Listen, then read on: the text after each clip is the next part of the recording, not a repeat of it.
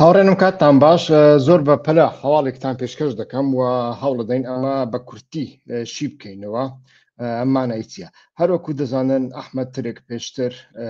ئەحمەد ترک واتە سیاسەتمەداری دێرینی کورد و سەرۆکی گەورە شارەوانی دیاربەکر پێشتر لە کارەکەی دوورخرا بووە 10 ساڵ سزای زیندانی بەسەردا سەپێنرا بوو. ئەوە ساڵێکە ئەم شتە بەردەوام دەکات و لە هەمان کاتدا ئەحمەد ترک گەلێک جاریش بۆتە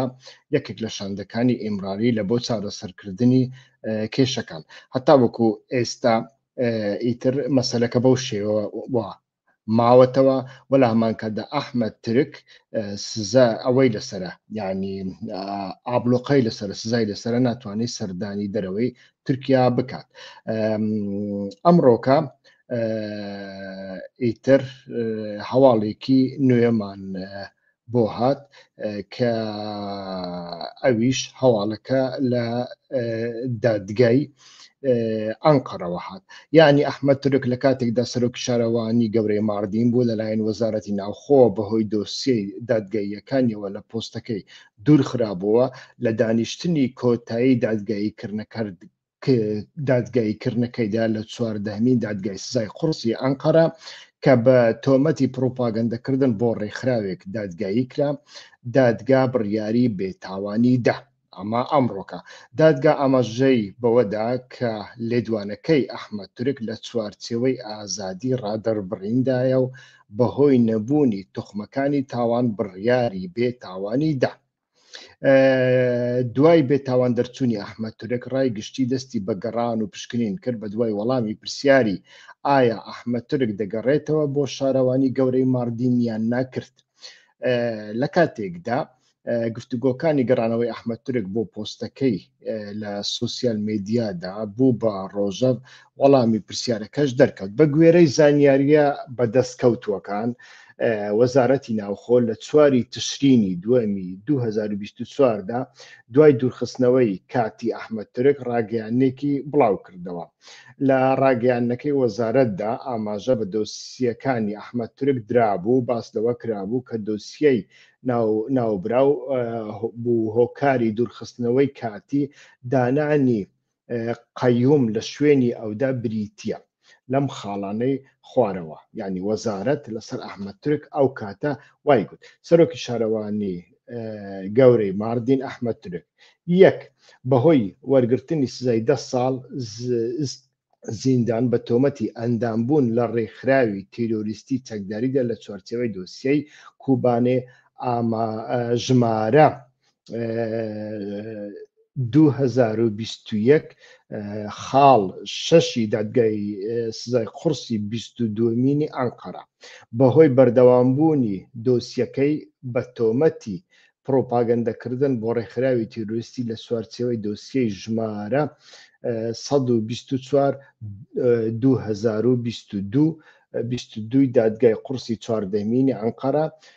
سێمین بەهۆی بەردەوامی لێکۆڵینەوە لەسەری بە تۆمەتی ئەندامبوون لە ڕێکخراوی تیرۆریستی چەکداریدا لە چوارچێوەی دۆسیە لێکۆڵینەوەی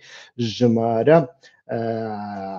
7685 بوو. وابزانم ئەمەش هی ساڵی 2024 بوو. سەرۆکایەتی داواکاری گشتی ماردین ئەو بڕیارەیدا بوو. ئەحمەد ترک بە گوێرەی مادەی 127 دەستور و مادەی 47 یاسای شارەوانی ژمارە 5393 ئەگەر هەڵە نەبم وەک ڕێوشوێنێکی کاتی لەلایەن وەزارەتی ناوخۆ لە پۆستەکەی دوور خراوەتەوە و قەیومی خراوەتە شوێنی. بەڵام ئەمانە هەمووی هی وەزارەتی ناوخۆیی بوون. بەڵام لە دادگای ئەنقەرەدا بێتاوان دەرچوو. ئەمەشتان بۆ باز دەکەم جیاوازی دادگای ئەنقەرە چیە. ئەحمەد ترک لە دۆسیەی ژمارە 142/2022دا 22 دادگای سزای قورسی 14مینی ئەنقەرە کە لە ڕاگەیانەکەی وەزارەتدا ئاماژەی پێکرا بوو بێتاوان دەرچوو. بەڵام لە دۆسیەی کوبانێ کە لەسەر ئەحمەد ترک کرابووە دادگا پێشتر بڕیاری 10 ساڵ زیندانی دابوو. ئایا لێرەدا پرسیارەکە ئەوەیە ئەحمەد ترک دەتوانێت بگەڕێتەوە یان نا؟ چونکە لەلایە دادگا بڕیاری 10 ساڵ زیندانی داوە لەلایەکی دیکە دادگای ئەنقەرە بێتاوانی دەرخستووە لەسەر بڕیارەکەی بێتاوانی گەڕانەوەی یان نەگەڕانەوەی ئەحمەد تورک بۆتە جێگای مشتومڕ و گفتوگۆ بەڵام لە ئێستادا بەهۆی وەرگرتنی سزای 10 ساڵ زیندانی لەسەر دۆسیەی کۆبانیدا بە شێوەی یاسایی گەڕانەوەی ئەحمەد تورک زۆر ناگونجێت چاوەڕوان دەکرێت بە گوێرەی ئەو گۆڕانکاریە یاسایانەی کە بڕیارە لە چوارچێوەی پرۆسەی چارە سەرکردنی کێشەی کووردا ئەنجام بدرێن ئەحمەد تورک بگەڕێتەوە یاننا سەرەتا پێشەوەی بکەوینە ناو مەسەلەی سیاسی هەرچەندە ئەمەش سیاسیە ئێمە بینیومانە کە ئەردۆغان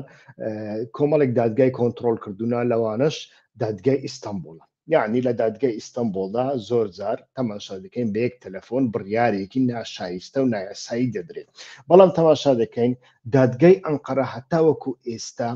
بە شێوەیەک لە شێوەکان دەیەوێت کاری خۆی بکە بووە بەرگری دەکات لە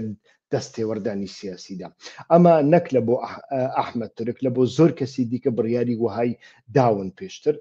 ئەمەش نیشانی ئەدا کە ئەردۆغان 100% کۆنتترۆلی لەسەر هەموو دام و دەستگەکاندا نییە لەسەر زۆربیان هەیەی بەڵام لەسەر هەموو دام و دەستگەکاندا نێتی لە هەوە لە سەروی هەمووشیان دادگای باڵای ئەنقەرە کە زۆر زۆر گرنگە وا دیارە ئیتر دەم پارتی شویانیش پارێزرانی ئەحمەد تورک بە ئەنقەست ئەو دۆسییان بردۆتە دادگای ئەنقەرە بەوەی زانیویانە کە لەوێ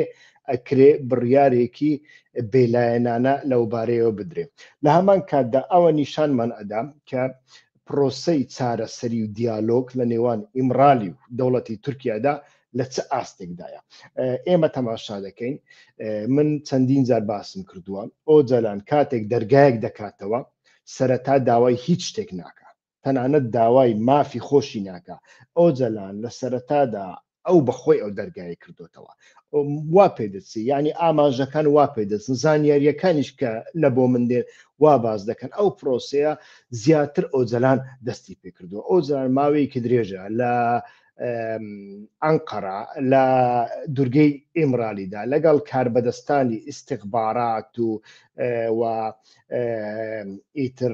کەسانی حتا نزیک لە دەوڵەت گفتوگۆ دەکات ئەمە شتێکی شاراوەنی و هەموو کەس دەزانێت و هەم ئوسلوبی قەناعەتی بەهێزە هەمیش کەسێکە کە ئەتوانێ مفاوەزات دانوستاندن زۆر زۆر باش بکە لەو بواراندا خاڵە لاواز و بەهێزەکانی دەوڵەت باش دەزانێت پێدەچێ لە کۆتاییدا ئەمەی بەگوێی دەوڵەتدا چرپان دەبێت هەتاوەکو ئەو ماوە با کێشەی پەکەکە چارەسەر بگرێت چونکە کێشەی پەکەکە بەو شێوەیە هەڵپەسێدرا و لە چوارچێوەی ڕێکخراوێکی نایەسایی چەکداریدا لە هەر چوار پارچەی کوردستان هەم دەستکەوتە و هەم مەترسیشە مەترسیەکانی یەک لەوانە ئەمن کە ئەو هێزە ناسار ببێ لە ئەنجامی گۆشەگیریدا لە ئەنجامی هێڕەشی بەربڵاوی چەند لایەنێکدا بە تەواوەتی ببێتە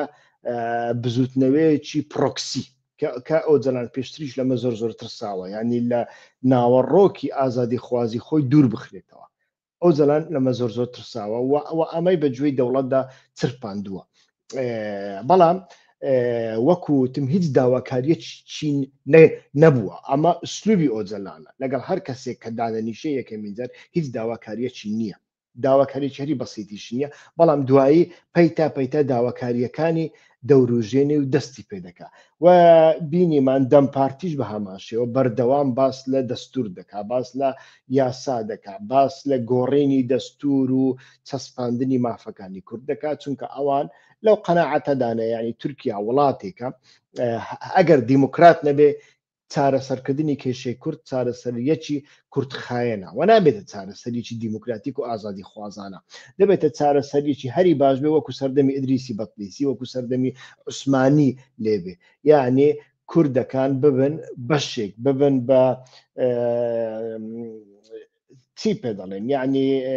بکەونە ژێر حیمایەی دەوڵەتی تورکیادا و لەژێر فەرمانی دەوڵەتی تورکیادا بن یعنی شتێکی ئازادی خوازانە بە ئیرادا